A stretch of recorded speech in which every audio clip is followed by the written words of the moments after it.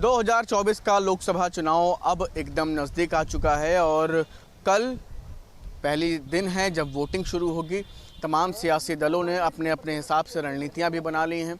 ऐसे में सभी दल जाति धर्म इन तमाम चीज़ों को दांवपेच रखते हुए मैदान में अब उतर चुके हैं। कल मतदान होना है, अहम दिन है। पश्चिमी उत्तर प्रदेश से इसकी शुरुआत होनी है। बताया जाता है जो पश्चिमी उत्तर प्रदेश संदेश देता है वो पूर्वांचल तक जाता है। इसीलिए सभी राजनीतिक दल प्रयास करते हैं कि मजबूत शुरुआत पश्चिमी उत्तर प्रदेश से हो।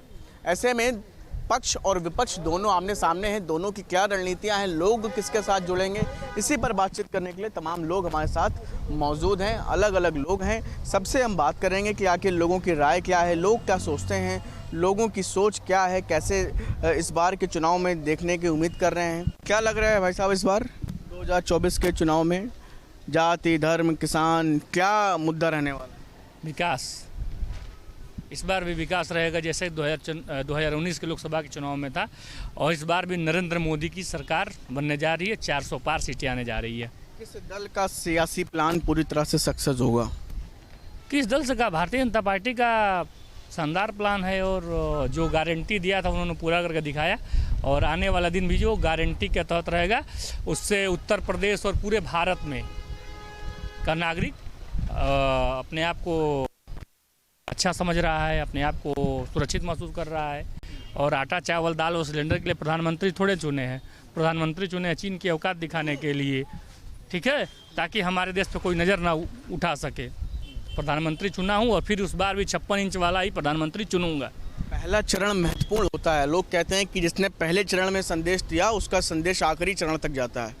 क्या लग रहा है पहले चरण में कौन मजबूत? बिल्कुल, हम भारतीय जनता पार्टी मजबूत रहेगी इस बार। 100 कुछ सीटों पे चुनाव है और हमें लगता है कि 95 सीटें उसमें से हमारा है, भारतीय जनता पार्टी के खाते में आने वाली है। पहले रहिएगा, अभी फिर आ रहा हूँ आपके पास। क्या लग रहा है इस बार चुनाव दिल्ली किसके करीब? मैं तो ये जानता हूँ कि माननीय अखिलेश भैया जी फिर से दिल्ली की रास्ता पकड़ेंगे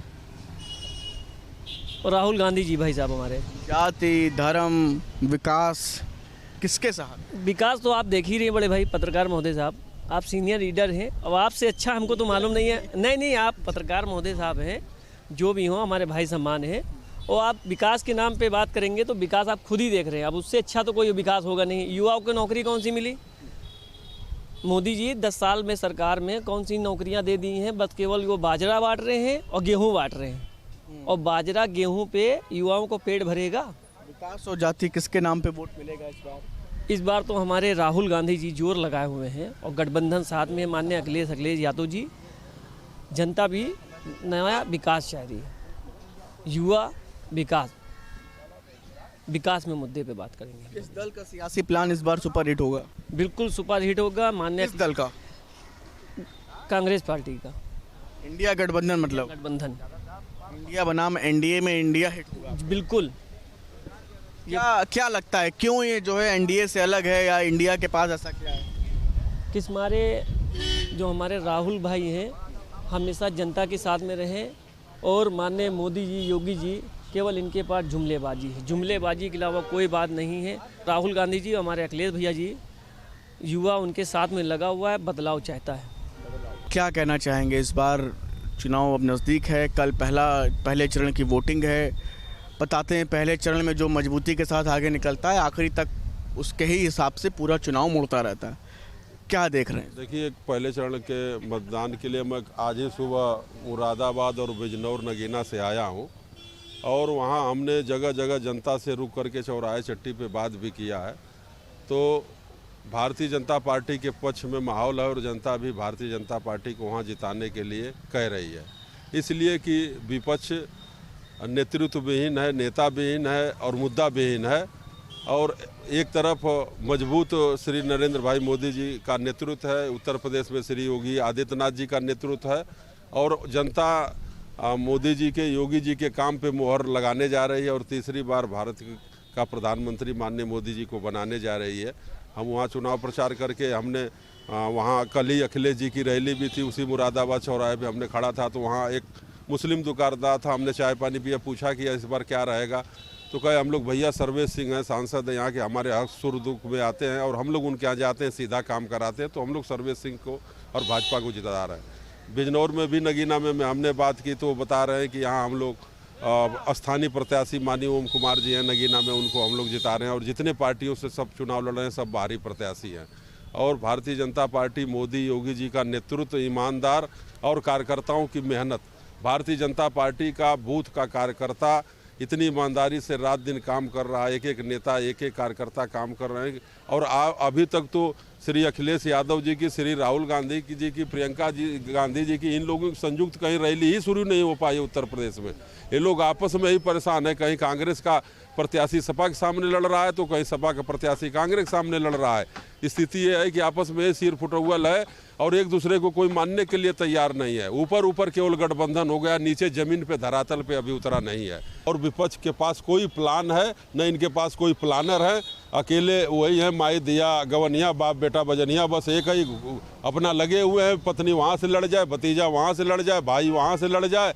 और समाजवादी पार्टी में भी परिवार के अलावा बाहरी कोई यादव चुनाव नहीं लड़ रहा है, सब इनके परिवार के ही यादव लड़ रहे हैं। कोई बदायूं कब्जा कर रहा है, कोई आजमगढ़ कब्जा कर रहा है, कोई फिरोजाबाद कब्जा करने जा रहा है। तो इस बार की जनता अब उस तरह की नहीं है सेफई परिवार की। इस बार की जनता इनका तंबू उखाड़ फेंकने के लिए तैयार है और सेफई का समियाना इस बार बंद कर देगा। और यादव भी समाजवादी पार्टी को नहीं वोट दे रहा है। क्या लग रहा है इस बार? अब बड़े भाई ने सब विस्तार से बता ही दिया है और ये सही बात है। वंशवाद संक्षेप में बता दीजिए आप। वंशवाद की और राष्ट्र की जो वंशवाद की परिवार की जो राजनीति है उनको आने वाले विकास, जाति, धर्म, किस पर वोट पड़ेगा, किसके साथ जुड़ेगा? विकास के नाम पर वोट पड़ेगा। किसके लिए पड़ेगा? नरेंद्र मोदी के लिए पड़ेगा। सबका साथ, सबका विकास, सबका विश्वास। आप यही ना देख लीजिए, राज्यसभा का चुनाव हुआ, उसमें हर जात के लोग राज्यसभा भेजे गए और जया बच्चन जी राज्यसभा भेजी गई। इनकी लोहिया जी की विचारधारा से कोई मतलब ही नहीं है, समझो। और उनको जो है राज्यसभा बना के भेजा, ना अरशद मदनी मौलाना को राज्यसभा बना के भेजा और ना कृष्णा पटेल जी को राज्यसभा बना के भेजा। जया बच्चन को जरूर राज्यसभा बना के भेजा। इसी में आंकड़ा लगा लीजिए। और रहेगा है राहुल गांधी का, अखिलेश जी का गठबंधन नहीं है, ठगबंधन। इनके पास ये पूछ लो मुस्लिम और एससी वोट कौन से आपके पास बैंक बैलेंस है? ये तो इनके 3 घोषणा पत्र अलग आ रहे हैं। कहीं का घोषणा पत्र सही माना जाएगा? अगर एक गठबंधन है तो एक घोषणा पत्र आप दीजिए। मोदी जी का अगर गठबंधन है तो एक घोषणा पत्र दिया जा रहा है। कौन दिल्ली के करीब है इस बार? दिल्ली करीब है नरेंद्र भाई मोदी। और विपक्ष का हाल सुन लीजिए कि जैसे बर्द न दूध देगा न मुर्गा अंडा देगा, एक अनार 100 बीमार। तो इसी से आप पता कर लीजिए कि सपा और कांग्रेस की और बिहार में लालू जी की क्या हालत है। ज़्यादा कहने क्या ज़रूरत है, आप तो चौथा स्तंभ है, चीज़ को समझ लीजिए। बाकी ये हम जरूर बता रहे हैं, बिहार में अगर लालू जी खड़े हैं तो मुसलमानों की बदौलत से खड़े हैं, यहाँ अखिलेश जी खड़े हैं तो मुसलमानों की बदौलत से खड़े हैं। और दिल्ली में अगर राहुल जी खड़े हैं, बैठे, कांग्रेस खड़ी है तो केवल कांग्रेस मुसलमानों की बदौलत से खड़ी है। आपका नाम क्या है? हमारा नाम शराफत अली है। और अटल बिहारी वाजपेयी जी ने जेपी अब्दुल कलाम को राष्ट्रपति बनाया और सऊदीया की रास्ता जो अटल जी ने खुलाई। अटल जी ने सबका साथ, सबका विकास, सबका विश्वास, मोदी जी अटल जी के सपने को पूरा कर रहे हैं। और ये लोग जो है तो पीछे के महान पुरुषों के सपनों को चोरी कर रहे हैं।